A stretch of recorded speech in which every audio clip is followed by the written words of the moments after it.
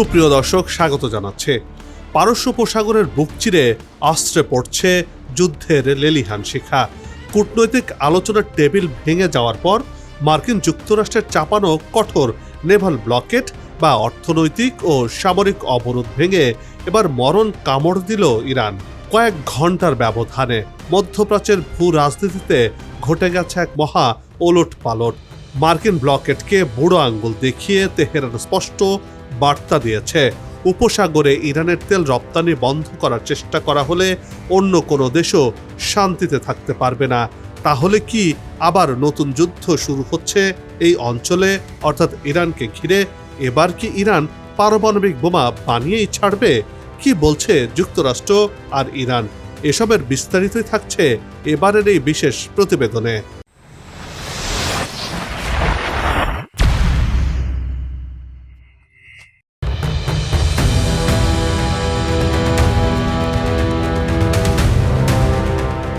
পারস্য উপসাগরে কি তবে চূড়ান্ত মহাযুদ্ধ শুরু হয়ে গেল? ওয়াশিংটন আর তেহরানের মধ্যকার 100 দিনের রক্তক্ষয়ী সংঘাত সাময়িক যুদ্ধবিরতির পর আবারও নিয়েছে এক ভয়াবহ রূপ। পুরো মধ্যপ্রাচ্য জুড়ে সর্বাত্মক যুদ্ধ ছড়িয়ে পড়ার তীব্র আশঙ্কা তৈরি হয়েছে। আবারও যুদ্ধের সূত্রপাত হতে শুরু করেছে। মার্কিন সেন্ট্রাল কমান্ড বা সেন্টকমের নির্দেশে মার্কিন যুদ্ধ বিমানগুলো ইরানের মূল ভূখণ্ডের একাধিক রাডার ঘাঁটি ও বিমান প্রতিরক্ষা চৌকিকে লক্ষ্য করে ঝাঁকে ঝাঁকে টমাহক ক্রুজ মিসাইল এবং বাংকার ব্লাস্টার বোমা নিক্ষেপ করেছে। পেন্টাগনের দাবি, ইরানের রাডার নেটওয়ার্ক ধ্বংস করে তাদের ক্ষেপণাস্ত্র উৎপাদন ক্ষমতা পঙ্গু করে দেওয়াই ছিল এই হামলার মূল লক্ষ্য।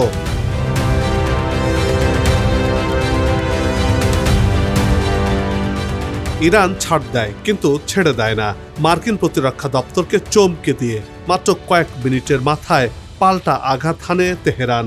যুক্তরাষ্ট্রের এই বিমান হামলার জবাব ইরান দিয়েছে অত্যন্ত সুনির্দিষ্ট ও বিধ্বংসী উপায়ে। তেহরানের মূল টার্গেট পরিণত হয় পারস্য উপসাগরে যুক্তরাষ্ট্রের দুই প্রধান মিত্র কুয়েত এবং বাহরাইন। ইরানের মিসাইলের ভয়ে তীব্র সাইরেনের শব্দে কেঁপে ওঠে বাহরাইনের রাজধানী মানামা, কারণ আবারও এই দুই দেশে আশ্রে পড়েছে ইরানি মিসাইল আর ড্রোনের বহর। কুয়েতে দুটি মার্কিন বিমান ঘাঁটি আর বাহরাইনের মার্কিন পঞ্চম নৌবহরে আঘাত হেনেছে Islamic revolutionary guard corps IRGC। একটি আলী আল সালেম ঘাঁটি হিসেবে চিহ্নিত করেছে IRGC। বাহরাইনে অবস্থিত মার্কিন পঞ্চম নৌবহরের গুরুত্বপূর্ণ অবশিষ্ট স্থাপনাগুলোতেও ব্যালিস্টিক মিসাইল ছুঁড়েছে ইরানের এলিট ফোর্স। প্রত্যক্ষদর্শীরা জানিয়েছে, মানামার জুয়াফার এলাকায় অবস্থিত মার্কিন ঘাঁটির দিক থেকে বিকট বিস্ফোরণের শব্দ শোনার পাশাপাশি আকাশচুম্বী ধোঁয়ার কুণ্ডলীও দেখা গেছে।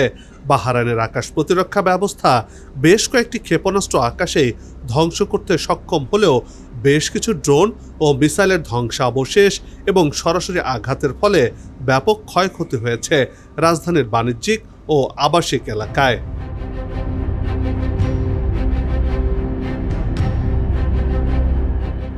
বাহরাইন যখন চলছে, ঠিক তখনই ইরানের দ্বিতীয় আঘাতটি আছড়ে পড়ে তেল সমৃদ্ধ দেশ কুয়েতের ওপর। ট্রাম্প প্রশাসন যখন দাবি করছে যুদ্ধ শেষ, ঠিক তখনই মার্কিন ব্লকেট বা অবরোধ ভেঙে মধ্যপ্রাচ্যের বুক কাঁপিয়ে দিয়েছে তেহরান। কিন্তু হঠাৎ কেন এই তুমুল বিস্ফোরণ? পশ্চিমা গণমাধ্যমগুলো বলছে মার্কিন উস্কানির কারণে ইরান পাল্টা হামলা চালাচ্ছে, যদিও আমেরিকা এটিকে ইরানের আগ্রাসন বলে চালাতে চাইছে এমন অভিযোগও উঠেছে।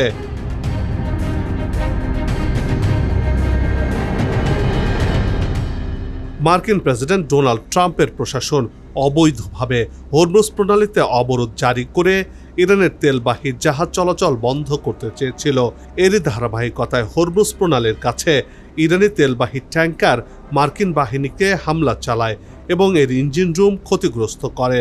ইরান এই মার্কিন দস্যুতাকে মুখ বুজে সহ্য করেনি। নিজের আত্মরক্ষার অধিকার প্রয়োগ করে তাৎক্ষণিক পাল্টা আঘাত হানে ইসলামিক রেভলিউশনারি গার্ড বা IRGC। তারা মার্কিন মদতপুষ্ট জাহাজ পানায়াকে লক্ষ্য করে মিসাইলও ছোড়ে।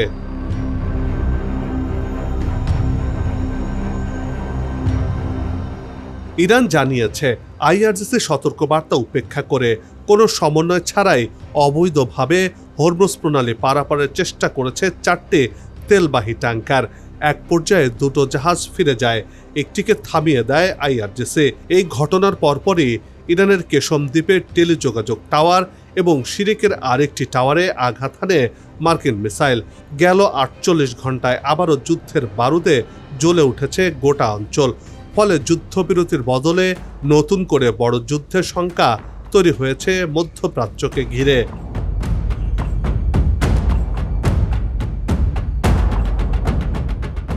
উপসাগরের এই তুমুল যুদ্ধ এখন আর কেবল মার্কিন ইরান দ্বন্দ্বে সীমাবদ্ধ নেই, এটি এখন সমগ্র মধ্যপ্রাচ্যকে এক মহাযুদ্ধের দিকে ঠেলে দিচ্ছে।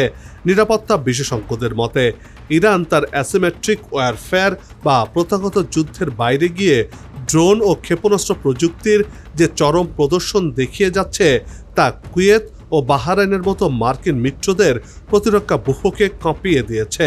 মার্কিন ব্লকেড ভাঙার এই ইরানি কৌশল প্রমাণ করছে যে পেন্টাগনের ব্যাপক বিমান হামলা সত্ত্বেও তেহরানের প্রতিরোধ সক্ষমতা এখনও অনেক শক্তিশালী, যার প্রমাণ তেহরানেরই মধ্যে দিতে শুরু করেছে।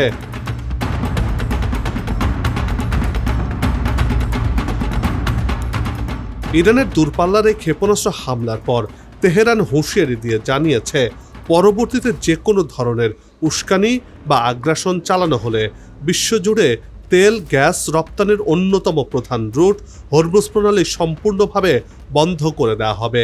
আইআরজিসি বিবৃতিতে জানিয়েছে হরমুজ প্রণালীতে তেলবাহী ট্যাঙ্কারের অনুমোদিত চলাচলকে কেন্দ্র করে সৃষ্ট বিরোধের জেরে ইরান ও মার্কিন বাহিনীর মধ্যে সরাসরি সংঘাতের সূত্রপাত হয়েছে।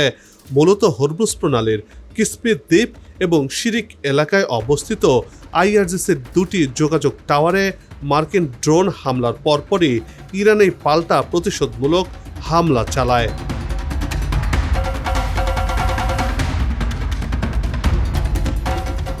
গেল ৩ মাস ধরে চলা যুদ্ধ বন্ধ করতে যুক্তরাষ্ট্র ও ইরান পরোক্ষ আলোচনায় যুক্ত রয়েছে।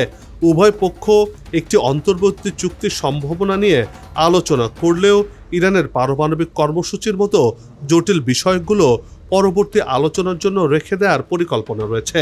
তবে মাঝে মধ্যেই সংঘর্ষ বেড়ে যাওয়ায় এখনও কোনো সমঝোতা চূড়ান্ত করা সম্ভব হয়নি। ফলে একটি যুদ্ধাং পরিস্থিতি বিরাজ করছে গোটা অঞ্চলে।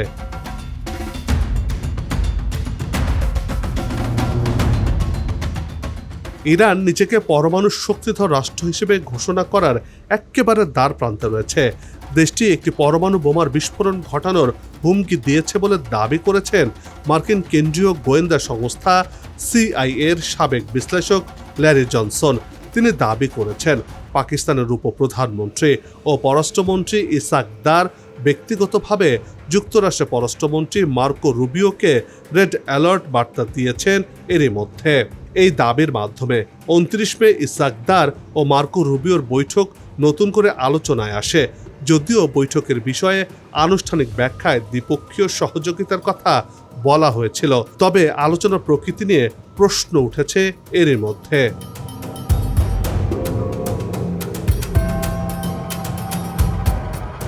অবশ্য পাকিস্তানের পররাষ্ট্র মন্ত্রণালয় এই দাবিটি সরাসরি ও স্পষ্টভাবে প্রত্যাখ্যান করেছে। পরমাণু কার্যক্রম নিয়ে কোনো গোপন প্রতিবেদন শেয়ার করার খবরকে অনুমান নির্ভর ও মিথ্যা বলে আখ্যা দিয়েছে ইসলামাবাদ। তবে ল্যারি জনসনের দাবি অনুযায়ী ইরানের প্রেসিডেন্ট মাসুদ পেজেশকিয়ান এই পরমাণু অগ্রগতির বিষয়টি পাকিস্তানের প্রধানমন্ত্রী শাহবাজ শরীফকে অবহিত করেছেন।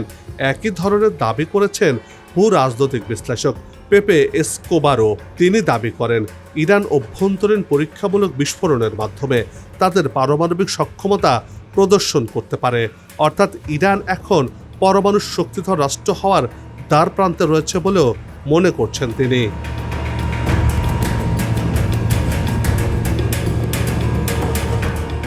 বিশ্ব সম্প্রদায় এখন উৎকণ্ঠিত। পাকিস্তান, চীন এবং রাশিয়ার মতো পরাশক্তিগুলো এরই মধ্যে সব পক্ষকে সর্বোচ্চ সংযম প্রদর্শনের আহ্বান জানিয়েছে।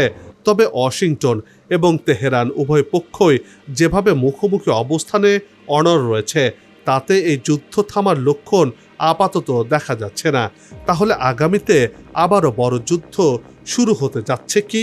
আর সেখানে ইরান পারমাণবিক বোমা নিয়ে যুদ্ধের ময়দানে নেতৃত্ব দেবে কিনা, সেই প্রশ্নের উত্তর হয়তো সময় বলে দেবে।